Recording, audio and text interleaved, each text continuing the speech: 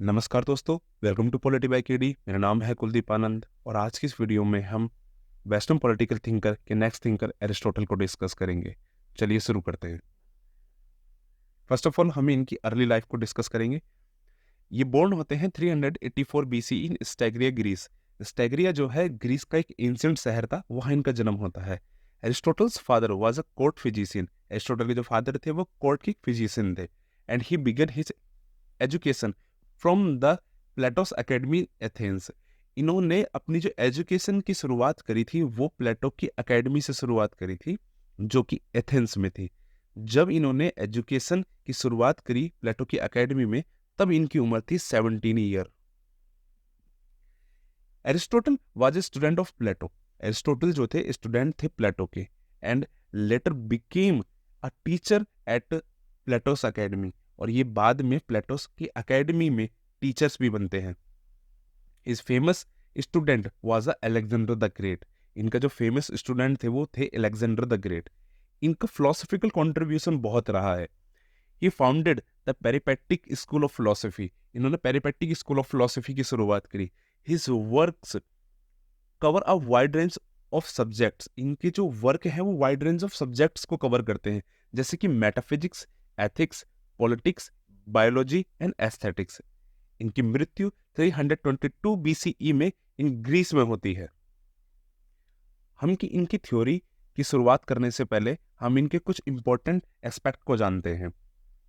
Initiating western political theory. Aristotle, along with Plato, initiated two major streams of thought in Western political theory. First is political idealism from Plato and political realism from Aristotle. अर्थात प्लेटो के साथ में Aristotle, इन दोनों ने दो अलग stream की शुरुआत करी वेस्टर्न पॉलिटिकल थ्योरी के अंदर।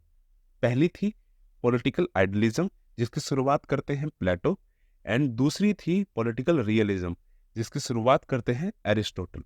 एरिस्टोटल से पहले केवल आइडियलिज्म को ही जानते थी दुनिया, लेकिन एरिस्टोटल ने रियलिज्म को इंट्रोड्यूस करा इन पॉलिटिकल थ्योरीज के अंदर। इनको फादर ऑफ पॉलिटिकल साइंस कहा जाता है। Aristotle is often regarded as a father of political science, providing foundational concept for the systematic study of politics. अर्थात इन्होंने फाउंडेशनल कॉन्सेप्ट को लेकर आए, इन्होंने सिस्टमेटिक स्टडी को लेकर आए ताकि पॉलिटिक्स को ज्यादा अच्छे से समझा जा सके। इसीलिए इनको फादर ऑफ पॉलिटिकल साइंस कहा गया। Divergent philosophical paths. The distinction between Plato's political idealism and Aristotle's political realism continues to shape political thought.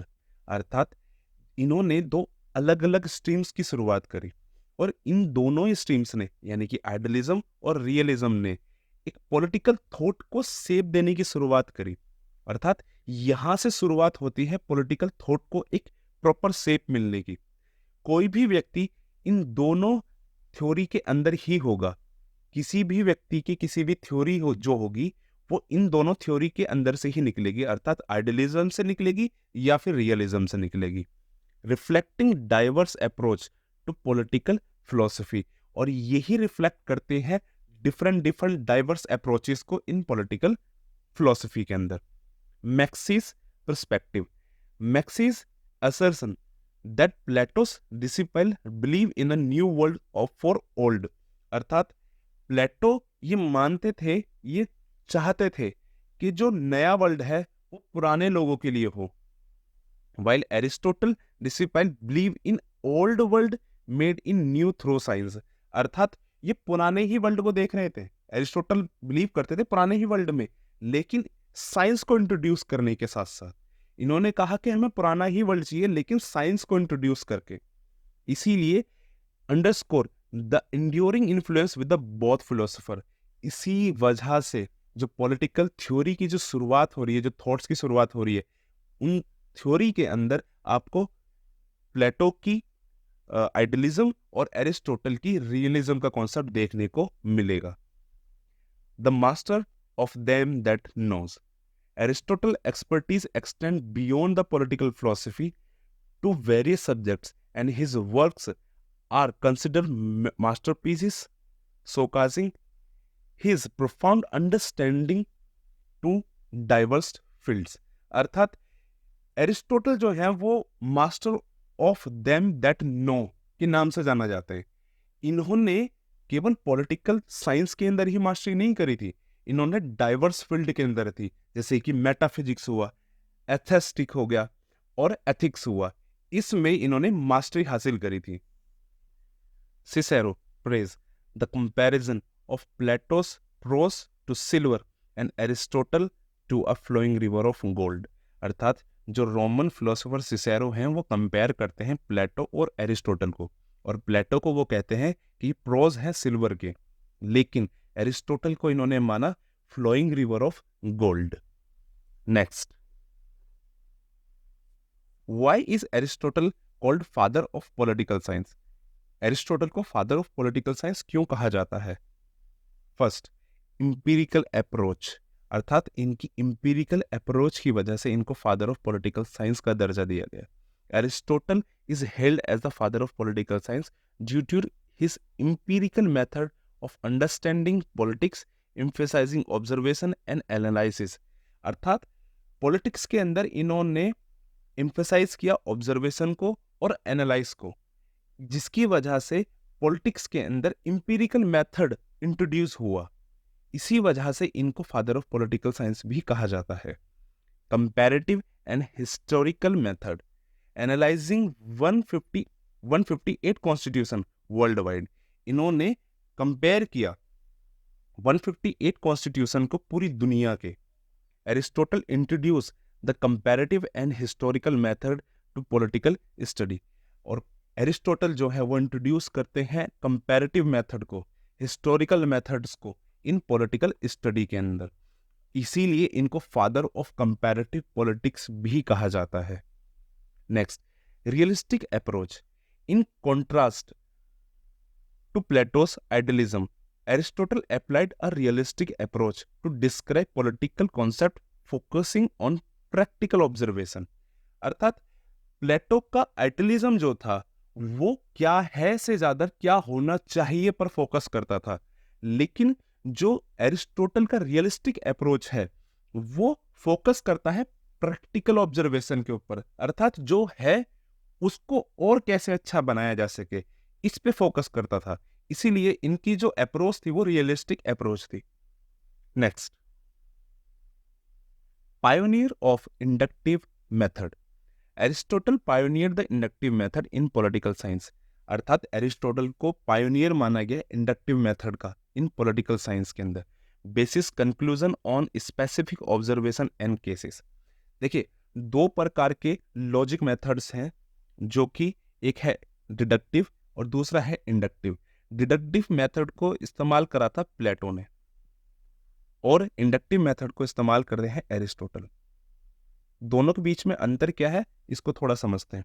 Deductive method के अंदर हाइपोथेसिस सबसे पहले आते हैं, अर्थात अजम्पशन हमने कर लिया, अजम्पशन के बेस पे हम फैक्ट्स को चुनते हैं और फैक्ट्स के आधार पर कंक्लूजन होता है।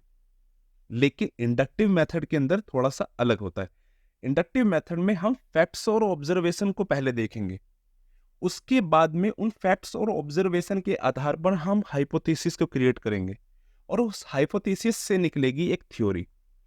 तो इंडक्टिव मेथड में फैक्ट्स पहले आ गए, जहां फैक्ट्स पहले आए वहां पर एक साइंटिफिक अप्रोच लगती हुई नजर आएगी, लेकिन जहां पर भी हाइपोथेसिस पहले आएगी वहां पर आइडियलिस्टिक अप्रोच देखने को मिलेगी। इसीलिए एरिस्टोटल को पायनियर ऑफ इंडक्टिव मेथड भी कहा जाता है। Next, first political scientist, Aristotle is considered the first political scientist as he introduced a scientific approach to the study of politics। वही स्टडी पॉलिटिक्स के अंदर जो स्टडी करने का अप्रोच है वो साइंटिफिक मेथड से होना चाहिए, इसीलिए इनको फर्स्ट पॉलिटिकल साइंटिस्ट भी कहा जाता है। Transition from speculation to science, prior to Aristotle political study was speculative, philosophical and imaginative, but he answered in a scientific era in politics. अर्थात इनसे पहले जो था वो स्पेकुलेटिव पे फोकस करता था, फिलोसफिकल लेवल पे फोकस करता था, इमेजिनेटिव कॉन्सेप्ट पे फोकस करा जाता था, लेकिन इन्होंने एक अलग ही एक इरा क्रिएट करा जिसको साइंटिफिक इरा कहा गया, अर्थात क्या होना चाहिए से ज्यादा क्या है पर फोकस किया इन्होंने। ये separation of ethics and politics को करते हैं आपस में। Aristotle made a significant contribution by clearly separating ethics from politics. इन्होंने सबसे पहले व्यक्ति थे जिन्होंने सेपरेट किया था एथिक्स और पॉलिटिक्स को, और making a distinguishing boundary between two fields. इन्होंने दो बाउंड्री को, मतलब इन दोनों के बीच में, दो फील्ड के बीच में एक बाउंड्री क्रिएट करी, अर्थात एथिक्स को अलग किया गया और पॉलिटिक्स को अलग किया गया। Next, comparison between Plato and Aristotle. Plato is utopian, Plato को यूटोपियन कहा जाता है, where Aristotle is practical. Aristotle जो है प्रैक्टिकल बेस पे काम करते हैं। प्लेटो इज एक्सट्रीमिस्ट, वहीं पर एरिस्टोटल बिलीव्स इन गोल्डन मीन। गोल्डन मीन का कॉन्सेप्ट अर्थात बीच का रास्ता निकालना, जो है सबसे पहले शुरुआत करने वाले वो एरिस्टोटल ही हैं। Plato believes in perfection, where Aristotle believes in moderation. जो प्लेटो हैं वो परफेक्शन की बात करते हैं, फिलोसोफर किंग जैसा कॉन्सेप्ट देते हैं कि राज्य के अंदर फिलोसोफर किंग होगा जो पावर को होल्ड करेगा। वहीं पर एरिस्टोटल जो है वो मॉडरेशन की बात करते हुए नजर आते हैं। Plato is radical, Aristotle is situational. Plato जो है वो रेडिकल है अपने कॉन्सेप्ट को लेकर के, वहीं पर एरिस्टोटल जो है वो सिचुएशनली बेस अपनी थ्योरीज को, अपने कॉन्सेप्ट को क्रिएट करते हुए नजर आते हैं। नेक्स्ट, अब इनकी थ्योरी को डिस्कस करते हैं। सबसे पहली थ्योरी है theory of state. Historical origin. The historical theory posits that the state emerge after the individual and the family. अर्थात ये हिस्टोरिकल ओरिजिन को मानते हैं स्टेट के, और ये कहते हैं कि इंडिविजुअल पहले आया, उसके बाद फैमिली आई, उसके बाद में स्टेट क्रिएट हुआ, अर्थात ये हिस्टोरिकल भी है। Next, essential priority. While chronologically after the essence of the state is considered prior to the individual and family। अर्थात ये अगर प्रायोरिटी की बात करें तो स्टेट को सबसे पहले रखते हैं, फिर इंडिविजुअल और फैमिली आती है इनकी नजर में। Third, supreme moral virtues. ये सुप्रीम मानते हैं कि मॉरल वर्च्यू होनी चाहिए। स्टेट और police, police means rule by middle class, embodies the supreme moral and ethical virtue of political community।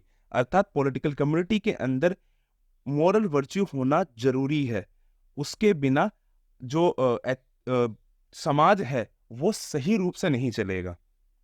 Requirement for fulfilment. State is deemed necessary for fulfilment and flourishing of individual life. इनकी book है यूडोमिनिया, उसमें ये बात करते हैं कि जो state है ना वो नेसेसरी है, क्योंकि व्यक्ति को जीवन जीने के लिए स्टेट की आवश्यकता पड़ती है। Man is by nature a political animal. अर्थात जो एरिस्टोटल मानते हैं कि जो व्यक्ति है ना वो नेचर ही उसका ऐसा बनाया है कि वो पॉलिटिकल एनिमल की तरह काम करता है, अर्थात उसके अंदर राजनीति उसके खून के अंदर ही है। इसीलिए इन्होंने कॉन्सेप्ट दिया ज़ोन पॉलिटिकोन, ज़ोन पॉलिटिकोन, जिसमें यह मानते हैं कि व्यक्ति जो है पॉलिटिकल क्रिएचर है। State comes into the existence for the sake of good life and continuous for the sake of good life. अर्थात स्टेट का आना इसलिए जरूरी है क्योंकि व्यक्ति को एक अच्छी जीवन चाहिए, और ये बना रहना भी इसलिए जरूरी है क्योंकि व्यक्ति को हमेशा अपनी जीवन जो है एक सही प्रकार से जीना है, इसीलिए कंटिन्यू भी चाहिए sake of good life। State is the union of family and villages। ये स्टेट को यूनियन मानते हैं फैमिली और विलेजेस का। Those who can't live in the community is either God or a beast। ये मानते हैं कि जो कम्युनिटी में नहीं रह सकता वो या तो भगवान है या फिर शैतान। State is the highest of all association. ये स्टेट को हाईएस्ट मानते हैं सभी एसोसिएशन के ऊपर। नेक्स्ट,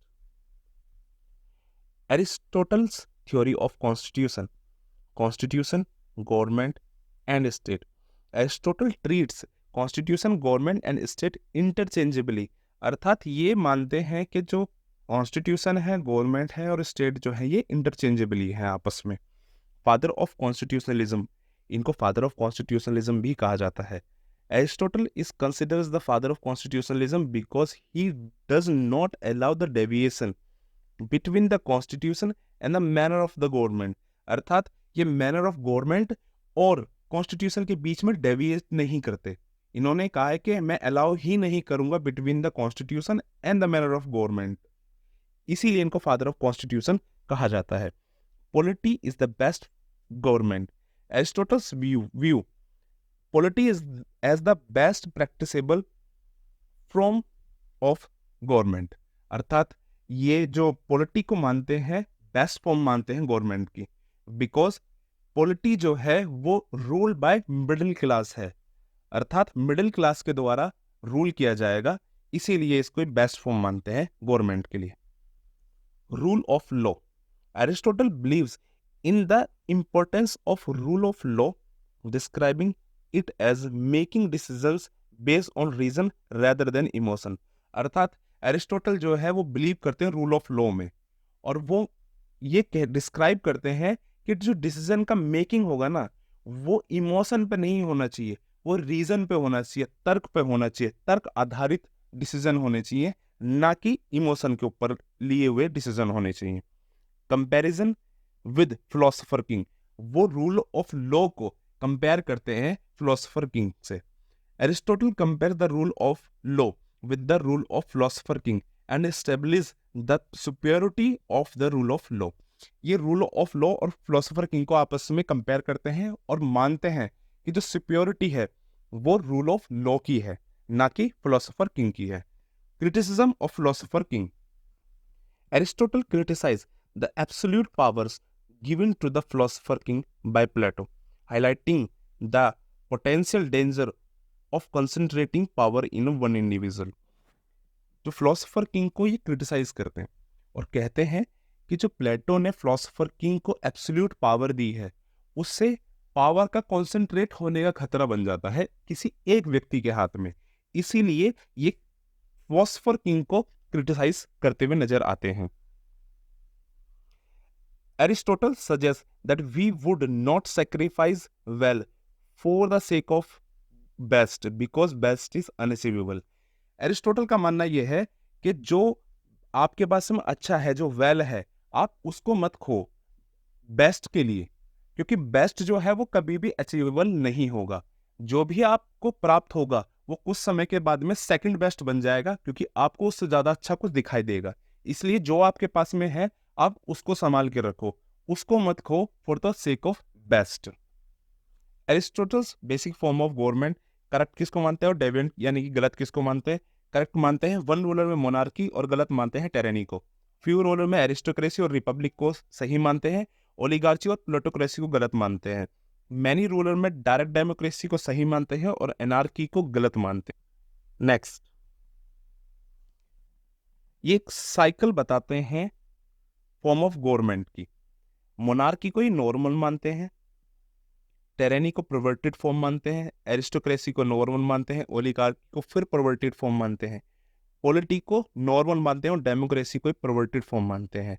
अर्थात सबसे पहले मोनार्की होगा, उसके बाद में टेरेनी का फॉर्म आ गया यानी कि परवर्टेड फॉर्म आ गया, देन एरिस्टोक्रेसी आएगा, ये नॉर्मल फॉर्म होगा, उसके बाद में ओलिगार्ची आएगा, वो परवर्टेड फॉर्म होगा अगेन, देन नॉर्मल आएगा पॉलिटी के अंदर, उसके बाद में अगेन डेमोक्रेसी होगा जो कि परवर्टेड फॉर्म होगा, और डेमोक्रेसी के बाद में अगेन दोबारा से क्या आएगा, एस्टेब्लिश होगा monarchy.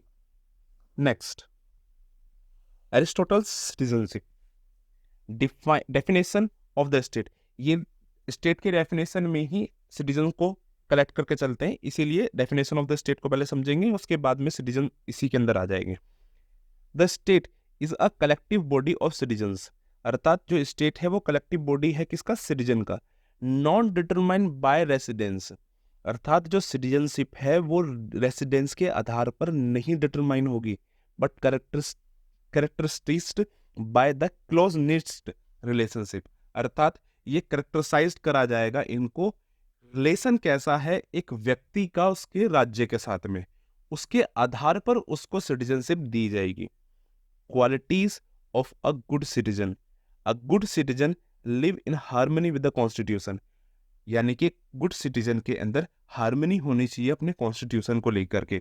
Poses of moral goodness, अर्थात उनके अंदर मोरल गुडनेस की भी एक क्राइटेरिया दिखना चाहिए।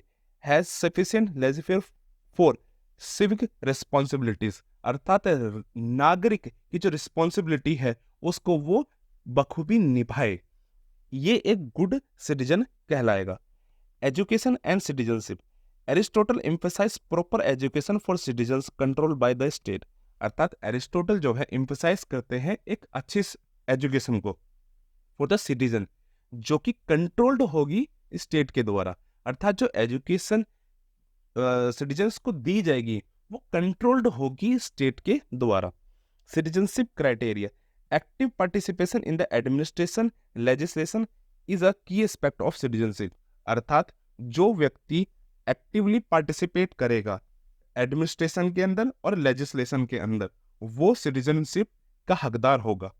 Requires the capacity to both rule and to be ruled, अर्थात शासन करने का और शासन के अधीनस्थ होने का, दोनों के अंदर अर्थात दोनों क्वालिटी होनी चाहिए, जब भी वो व्यक्ति सिटीजन की क्राइटेरिया को फुलफिल कर पाएगा। Who can't be a citizen, कौन सिटीजन नहीं होंगे? इन्होंने कुछ ग्रुप को एक्सक्लूड करा है, जिसमें slaves, resident aliens, foreigners, labourers and mechanics are not considered as a citizenship, अर्थात slaves, residents, alien, foreigners, labours और मैकेनिक्स ये रेसिडेंट की क्राइटेरिया के बाहर होंगे। इन्होंने वुमेन्स को भी बाहर रखा।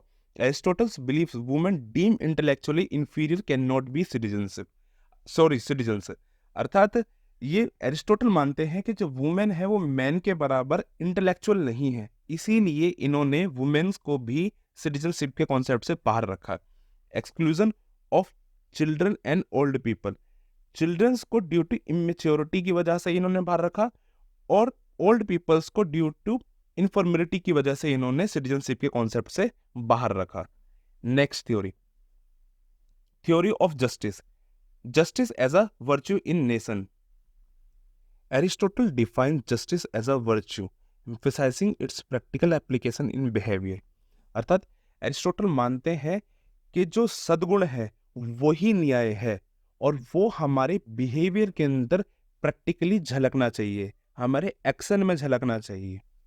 Distributive justice involves fairness in distributing incomes, offices, rewards and honours, अर्थात डिस्ट्रीब्यूटिव जस्टिस का सिंपल अर्थ ये है कि आप जो भी फेयरनेस करना चाहते हो वो डिस्ट्रीब्यूट करके कर सकते हो, इनकम को, ऑफिस को, रिवॉर्ड्स को और ऑनर्स को। Rooted in principles of equity, proportional equality and arithmetic equality, अर्थात जो डिस्ट्रीब्यूट करोगे ना आप फेयरनेस के लिए, वो प्रिंसिपल ऑफ इक्विटी के ऊपर फोकस होना चाहिए, प्रोपोर्शनल इक्वालिटी के ऊपर होना चाहिए और अर्थमेटिक इक्वालिटी के ऊपर होना चाहिए। Corrective and rectificatory justice regulates social और एथिकल रिलेशनशिप अमंग सिटीजन्स, अर्थात सोशल और एथिकल रिलेशन कैसे रेगुलेट किए जा सकते हैं सिटीजन्स के बीच में, ये भी एक रेटिफैक्टरी और करेक्टिव जस्टिस का पार्ट बना। Guided by the principle of simple reciprocity, the golden rule, simple reciprocity, do with others what would do with yourself, अर्थात जो आप अपने लिए करते हो, जो आप अपने सेल्फ के लिए करते हो, आप वही दूसरों के लिए करो, यही है सिंपल रेसिप्रोसिटी अर्थात golden rule. Next, Aristotle views on slavery. Aristotle strongly support slavery, वो स्लेवरी को स्ट्रांगली सपोर्ट करते हैं। View slaves as possessors of the family property of manor, अर्थात मास्टर, माफ कीजिएगा master. Views slaves on possessions, अर्थात वो पोजेशन मानते हैं फैमिली का स्लेव्स को, और प्रॉपर्टी मानते हैं मास्टर की, अर्थात जिसके अधीन वो स्लेव है वो उसकी प्रॉपर्टी है। Believes slavery is natural and beneficial for master and slaves, अर्थात वो मानते हैं कि जो स्लेवरी है वो नेचुरल है और बेनिफिशियल है दोनों के लिए, मास्टर्स के लिए भी और स्लेव्स के लिए भी। Argue that slaves lack reasoning power despite intellectual capacity, अर्थात वो आर्ग्यू करते हैं कि जो स्लेव्स है उनके पास में रीजनिंग पावर उतनी नहीं होती, इसीलिए वो इंटेलेक्चुअल कैपेसिटी उनकी कम पाई जाती है, इसी कारण से वो स्लेव बनते हैं किसी अन्य के अधीन। Associates slavery with the absence of virtues, अर्थात जो स्लेव्स होते हैं उनके अंदर एब्सेंस ऑफ वर्च्यूज, अर्थात उनके अंदर सद्गुणों का अभाव पाया जाता है, इसीलिए वो एसोसिएट होते हैं under the master. Justifies inequalities based on individual capabilities, अर्थात वो जस्टिफाइज कर रहे हैं इंडिविजुअल को उसकी कैपेबिलिटी के आधार पर, designating some as a master and other as a slaves, और वो डेजिग्नेट कर रहे हैं कि कुछ मास्टर होंगे और कुछ स्लेव्स होंगे। Books of Aristotle, categories on interpretation, prior analytics, posterior analytics, topics sophistical refutation, Nicomachean ethics, Eudemian ethics, politics, poetics and metaphysics, ये इनकी कुछ प्रमुख पुस्तक हैं। Some other facts about Aristotle's, student of Plato in academy, Plato की academy जो school था उनमें ये स्टूडेंट थे, ये टीचर रहे अलेक्जेंडर द ग्रेट के, फाउंडेड करते हैं ये एलिसियम स्कूल को, prolific writer in various field like biology, mechanics, astronomy, logic, economics, politics, theology, rhetoric and poetics, ये इनके कुछ वेरियस फील्ड रहे हैं जिनमें इन्होंने स्टडी करी। रिकॉग्नाइज्ड एज अ फिलोसोफर, इनको द फिलोसोफर की रिकॉग्नाइज्ड किया गया इनको। फादर ऑफ पॉलिटिकल साइंस, इनको फादर ऑफ पॉलिटिकल साइंस भी कहते हैं। Pioneer of political realism and formal logic, इनको पायोनियर ऑफ रियलिज्म और फॉर्मल लॉजिक का जनक माना जाता है। थैंक यू गाइस, आज की क्लास यहीं समाप्त होती है। लाइक शेयर सब्सक्राइब जरूर करें, और यदि आपको इस क्लास की पीडीएफ चाहिए तो मेरे डिस्क्रिप्शन में मेरा टेलीग्राम का लिंक मिल जाएगा, वहां से आप इसको डाउनलोड कर सकते हैं। Thank you guys.